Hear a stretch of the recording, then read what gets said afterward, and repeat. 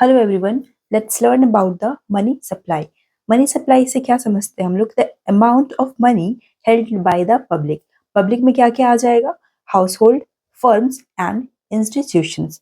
जो प्रोड्यूसर्स हैं मनी के, जैसे कि गवर्नमेंट हो गया, आरबीआई एंड बैंक, वो इसमें इंक्लूड नहीं होगा। So the four types of indicators, money supply indicators. So first indicator that is M1। M1 में आएगा करेंसी इन सर्कुलेशन, जो पैसे सर्कुलेशन में है वो, plus demand deposits with the banks. Public के जो डिमांड डिपॉजिट्स है बैंक के पास वो आएगा। Then other deposits of public in RBI. So this is M1।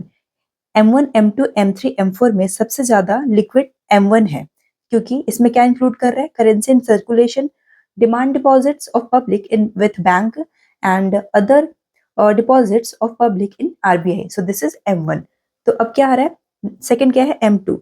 M2 में M1 आएगा सबसे पहले। M1 में क्या क्या था? Currency in circulation, demand deposits and other deposits, ये आ गया। Plus savings of deposits with post office. ये जो savings of deposits with post office है, ये लेस लिक्विड होता है as compared to demand deposits with banks.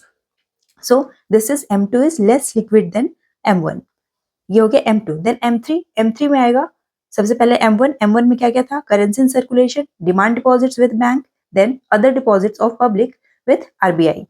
M1 plus time deposits with bank, post office नहीं, bank, time deposits with bank.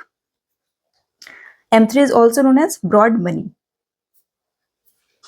Time deposits of with bank आएगा इसमें M3 में। Then M4, M4 में क्या आएगा? M3 plus, M3 में क्या क्या था? M1 plus time deposits with bank and all deposits with the post office. M4, M3 plus all deposits with post office.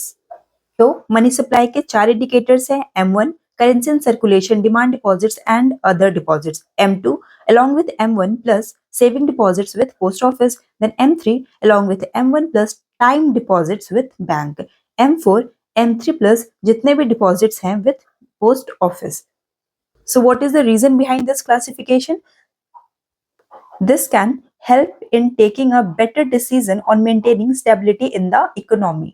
Let's take example. अगर M1 बढ़ता है तो M1 बढ़ रहा है, इसका मतलब कि लोग खर्च कर रहे हैं, ट्रांजैक्शन डिमांड बढ़ रहा है। M1 बढ़ने से हमें ये पता चल रहा है कि लोग खर्च कर रहे हैं, ट्रांजैक्शन डिमांड जो है वो that is increasing.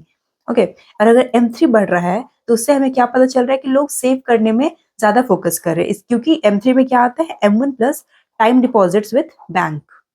So this is money supply. Money supply, total stock of money available in the societies. So thank you.